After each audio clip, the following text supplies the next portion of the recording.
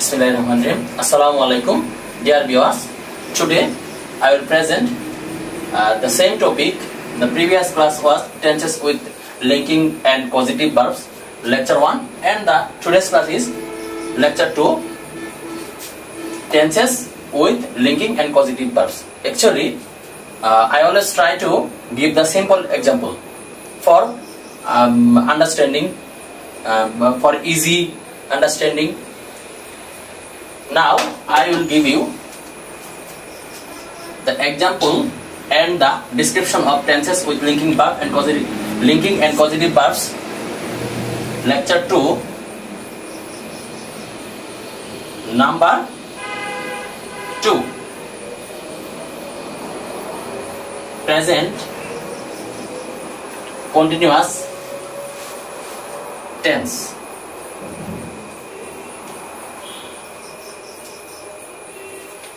Basically, we know that present continuous tense carries am, is, are plus ভার্বের সাথে ing. Actually, এই বিষয়টা হচ্ছে প্রেজেন্ট পার্টিসিপল.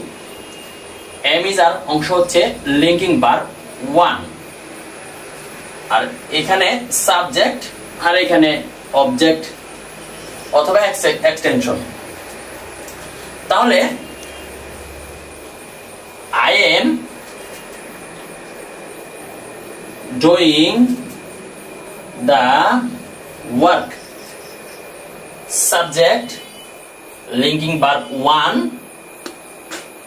তাহলে আমাদের প্রয়োজন হচ্ছে প্রেজেন্ট পার্টিসিপল বা অ্যাডজেক্টিভ. আমরা বলছি কি লিঙ্কিং ভার্ব এরপরে কি বসে, অ্যাডজেক্টিভ বসে. তাহলে অ্যাডজেক্টিভ মানে কি, ডুইং হচ্ছে প্রেজেন্ট পার্টিসিপল, সেটা অ্যাডজেক্টিভের কাজ করতেছে. তাহলে এখানে কি হলো, অ্যাডজেক্টিভ, লিঙ্কিং ভার্বের পরে অ্যাডজেক্টিভ, তারপরে কি এখানে অবজেক্ট অংশ. তাহলে আমরা যদি হি দেই তাহলে কি হবে, হি ইজ doing it.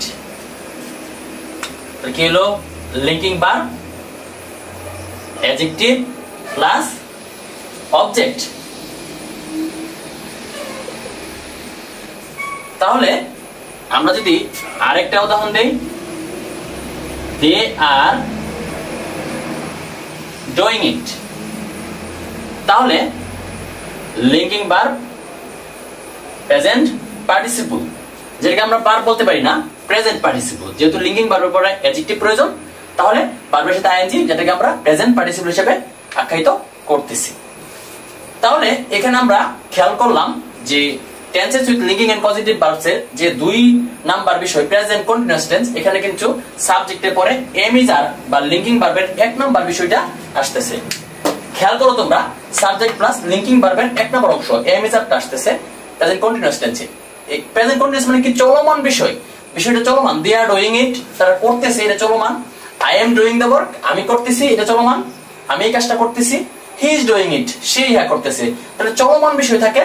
যখন চলমান বিষয় থাকে তাহলে কন্টিনিউয়াস আমরা বলি, ওই সময় শুধুমাত্র প্রেজেন্ট পার্টিসিপল হয়. তাহলে চলমান বিষয় ভার্বের সাথে আইএনজি বা প্রেজেন্ট পার্টিসিপল হবে, এটা কিন্তু খেয়াল রাখবা. তাহলে আমরা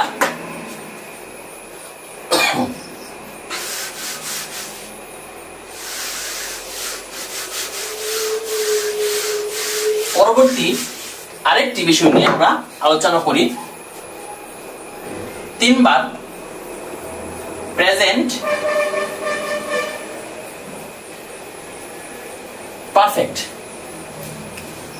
খেয়াল করো, এখানে কিন্তু আমরা জানি সাবজেক্ট প্লাস হ্যাভ অথবা কি হ্যাজ প্লাস ভার্বের 3 বা ভার্বের পাস্ট পার্টিসিপল ফর্মে প্লাস অবজেক্ট প্লাস এক্সটেনশন হইতেই পারে সেটা.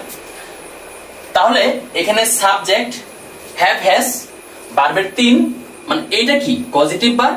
তাই পজিটিভ ভার্বের পরে স্বভাবতই অ্যাডজেক্টিভের প্রয়োজন আছে বা ভার্বের 3 নম্বর ভার্বের পাস্ট পার্টিসিপল প্রয়োজন. তাহলে আমরা একটা উদাহরণ দিই, যেমন I have done it, তেমনি হি হ্যাজ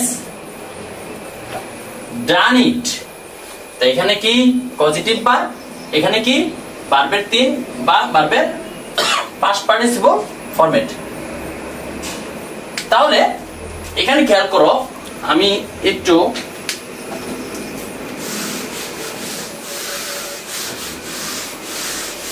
আগের বিষয়ের সাথে একটু মেলবন্ধন করি।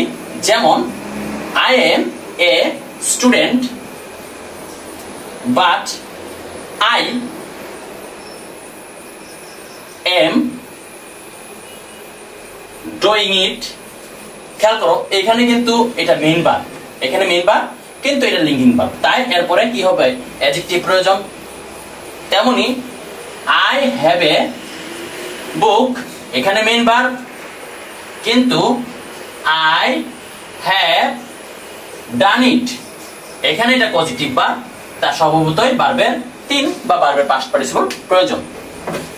স্টুডেন্টস এন্ড ভিউয়ার্স, তোমরা অবশ্যই খেয়াল করবা যে আমার পড়া তোমরা বুঝতেছো কিনা। যদি আমার লেকচারের সমস্যা হয় বুঝতে, অবশ্যই কমেন্ট সেকশনে উল্লেখ করবা। তাহলে আজকের যে কি ওয়ার্ড, সেখানে কি ওয়ার্ডস লেখা উচিত, যেহেতু আমি কম্পারিজন করতেছি। আজকের কিওয়ার্ড খুবই গুরুত্বপূর্ণ, যেটা নিয়ে আমরা কনফিউশনে পড়ি। যেমন EXPECT, এক্সপেক্ট, EXCEPT, accept, এবং ACCEPT, accept। তাহলে এটা কি এক্সপেক্ট, এটা হচ্ছে প্রত্যাশা করা।